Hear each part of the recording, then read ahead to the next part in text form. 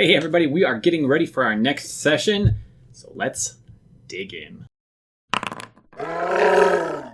Welcome back. So we're getting ready to prep for session 2, where we will be continuing foaming mugs and moving on from there. So if you're interested in what happened in our last session, I'll provide a little card you can click on and check out what. We're going to get diving into our session prep here. And the first thing we want to do is to go over the characters. We've got Jack, who is our Harengon Bard. We've got Kama, who is our human sorcerer. We've got Quirk, who is our dwarf cleric, and then Rory, our Leonin barbarian, and Tavar, our elf ranger. It's important to go over these at the very beginning so we kind of have them at the forefront of our session prep. I do this every time before I actually prep so that I remember who my characters are and try and think about ways to fit them into the story that we are trying to tell together. So before we dive into our actual session, one thing that I'm going to talk about with my players is injuries. It's something that they had brought up during our session 0 that they might be interested in, having injuries if you go unconscious. So I've got a couple of lists together for minor and major injuries depending on the damage type, and we'll talk to the players to see if that's something that they want to do, because we do have a player that is currently unconscious. Once we have decided if we want to actually use those or not, and I'm fine either way, we will jump into our strong start. So they find themselves in the midst of battle with a group of goblins. A number of them have been taken down or put to sleep. However, one member of your party is unconscious and laying in the snow. Quirk is at the top of the turn order. Next in our session prep, I've got Flow, and I put this together in Canva, which is something I've never used before. We did this because this is a pretty open-ended sandbox type of adventure, so that it's easier for me to keep track of what's going on. So here's kind of the flow that I expect. Again, my players can really do whatever I want, but this is kind of what I'm thinking they will do. And if they don't do this exactly, that's totally fine. We'll adapt as we go. We'll finish the Foaming Mugs quest, and then we'll have Jack's Dream. We'll talk about that in a second.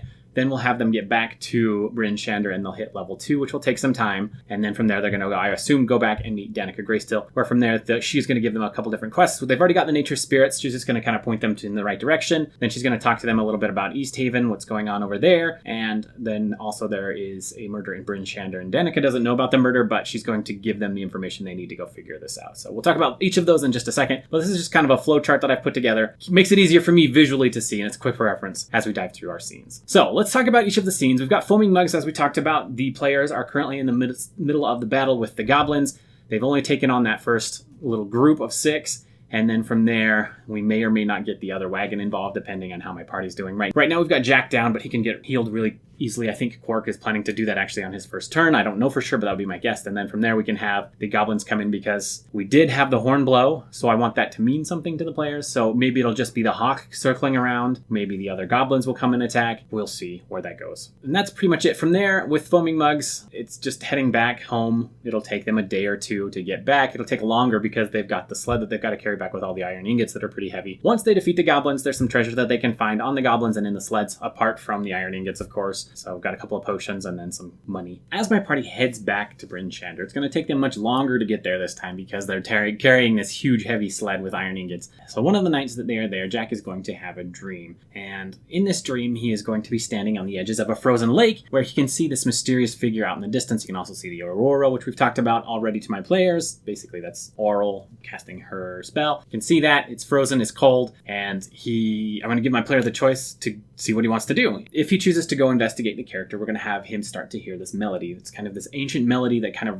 resonates with him to his core. And if he chooses not to, basically he's going to go back into the forest, walk for a while, and end up on the other side of the lake. So that kind of railroady a little bit, but he's going to be able to continue to come back and back and back. And if he doesn't ever want to do it, he's going to have the melody haunt him when he wakes up, hear this melody. The purpose of this melody really is to tie him into the adventure and to continue to press him forward. And I think it's going to be some sort of ancient thing that has been passed down occasionally from person to person. It's not something that everybody knows about, but a couple of people have heard in their lives, and it's going to tie them all together into this unique little group. And eventually I think it's going to be a reason to lead the party, or Jack at least, to the end game. Whether that's to go fight Oral or to head to Ithrin, we'll have it kind of guide him in that direction. So pulling my player in, this is his first real campaign. I think it'll be fun for him to have that experience. Once the party finally does get back to Bryn Shander, we're going to have them level up. And again, we're going to do this a little different than we normally do. Normally I just have my players do their thing while we're at the table and we kind of talk about it. This time we're going to go around the table. Everybody's going to roll a hit die. I'll roll a hit die.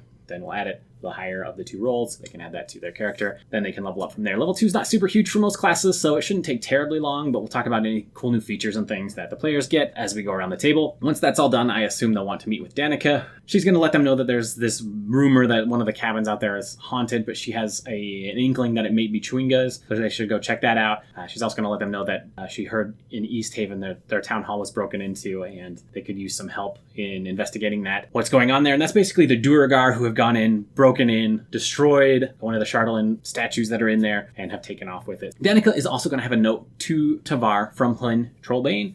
And Hlyn and Tavar are both members of this faction that is called the Arctic Blades. This is homebrewed. It's a little special forces type of thing because this is something my players want to be from, is a special forces training group. And Hlyn was a member a long time ago and still has like this little stamp. So the message is going to be sealed with wax and stamped in the emblem of the Arctic Blades so that Tavar knows that there's a friend there. They will walk through the Murder in the Northlook, which is a quest line that is provided I found on Reddit. I'll provide a link for that in the description below. It's basically turning the Suffolk Caltro encounter into a murder mystery. So run that. And so they'll go to the Northlook and investigate the room a little bit. My players will have 3 choices. They can go Targos to go investigate the Chewingas. They can go to Easthaven to go investigate the break-ins, or they can head to the Northlook and investigate the murder. So we'll see which one they choose, and I'm prepped for all of them. I'm expecting we won't get real far into any of these after all of the encounters and whatnot leading up to this, but just in case we do, I've already got those preps. Nature Spirits, I've got some notes here on what happens. Basically, when they get to the town, the lantern of tracking will light up green, and then Elva, whose house is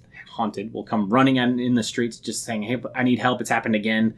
And when the players get there, they can do some investigation checks to find footprints, and they can look around and find some footprints, which will eventually lead them out into the forest where they find a clearing with some Chewingas, and they can have a kind of a fun little interaction with them where the Chewingas are pretending to eat, and they will invite the players to do so. Or they can just go capture them, whichever they want to do, and bring them back to Bryn Shander and to Danica, where she will give them the reward. And then from there, once they do that, we're going to we'll probably homebrew some stuff from Danica, maybe some other things that she needs in order to continue her research with the Chewingas. She's treating them well, and we will see how that goes if my party's interested in that. If not, that's okay. If they decide to head to Easthaven, we've got the public execution of Dazan, who was murdered, basically a party of adventurers, or is responsible for the death anyway, and he is part of the Arcane Brotherhood, so we may lean into that a little bit, into one of the players' backstories. I think we might have that be Rory's parents who were killed by the Arcane Brotherhood or something. I don't know. We'll figure that out in the future, but the people who broke into the town hall of Easthaven were some Duergar, who are being led by Zardoc, who has it's a whole chapter in the book. We're going to change who is leading or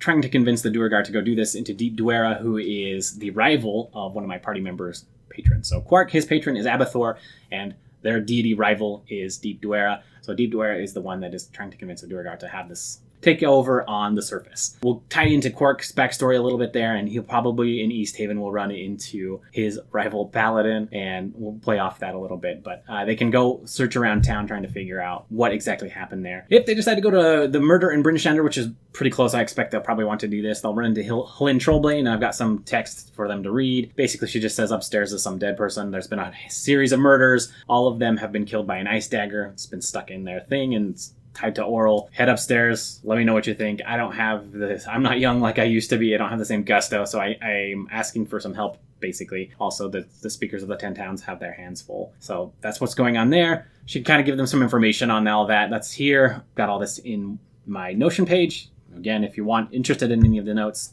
have at it.